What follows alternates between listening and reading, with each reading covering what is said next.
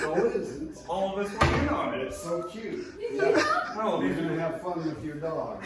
It's not a gift that's gonna Dad. be accepted. It's freezing. This was more Ben and Sarah Lynn and Dan that wanted this. They'll have fun housing it when it goes back to them. No.